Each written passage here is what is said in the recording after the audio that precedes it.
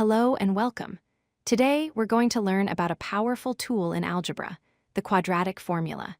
It's the universal method for solving any quadratic equation. The formula is x equals negative b plus or minus the square root of b squared minus 4ac, all divided by 2a. First, what exactly is a quadratic equation? It's an equation where the highest power of a variable, which we usually call x, is 2. The standard form of this equation is a x squared plus bx plus c equals 0. Here, a is the number in front of x squared, b is the number in front of x, and c is the constant at the end. The only rule is that a cannot be 0. You might know other ways to solve these equations, like factoring. Factoring works well for simple problems, but for more complex equations, it can be very difficult or even impossible. This is where the quadratic formula becomes so useful. Think of it as a master key that can unlock the answer to any quadratic equation, no matter how complicated it looks.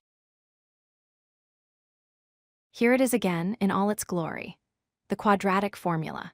It tells us that x is equal to negative b plus or minus the square root of b squared minus 4ac, all of which is divided by 2a. By plugging in the a, b, and c from our equation, we can find the value or values of x.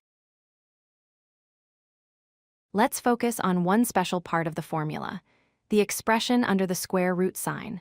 This part, b squared minus 4ac, has a special name. It's called the discriminant. It's a very important piece of the puzzle because it tells us what kind of answers we're going to get before we even finish the calculation. The value of the discriminant gives us 3 possibilities. If the discriminant is a positive number, the equation will have 2 different real solutions. If the discriminant is exactly 0, the equation will have just one real solution. And if the discriminant is a negative number, the equation will have no real solutions. Let's walk through an example to see how it works. Our equation is 2x squared plus 5x minus 3 equals 0. The very first step is to identify our a, b, and c values. In this case, a is 2, b is 5, and c is negative 3. Now for step 2. We take our values for a, b, and c and plug them directly into the quadratic formula. So, x equals negative 5 plus or minus the square root of 5 squared minus 4 times 2 times negative 3, all divided by 2 times 2. Step 3 is to simplify what we have. Inside the square root, 5 squared is 25. Negative 4 times 2 times negative 3 is positive 24. 25 plus 24 is 49. In the denominator, 2 times 2 is 4. So now we have x equals negative 5 plus or minus the square root of 49 all over 4. The square root of 49 is 7. Finally, we reach step 4, calculating our 2 solutions. The plus or minus sign means we have 2 paths. For the first solution, we use the plus sign.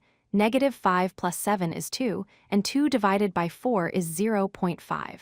For the second solution, we use the minus sign. Negative 5 minus 7 is negative 12, and negative 12 divided by 4 is negative 3.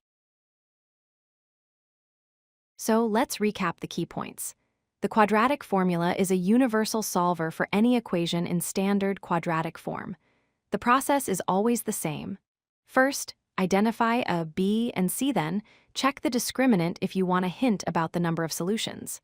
Finally, substitute your values into the formula and simplify carefully to find your answer. The best way to get comfortable with the quadratic formula is to practice. Here is another equation for you to try on your own.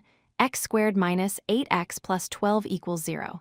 Feel free to pause the video, work through the steps, and see what you find. The solutions will appear shortly. If you like this video, hit that like button and don't forget to subscribe. Visit codelucky.com for more such useful content.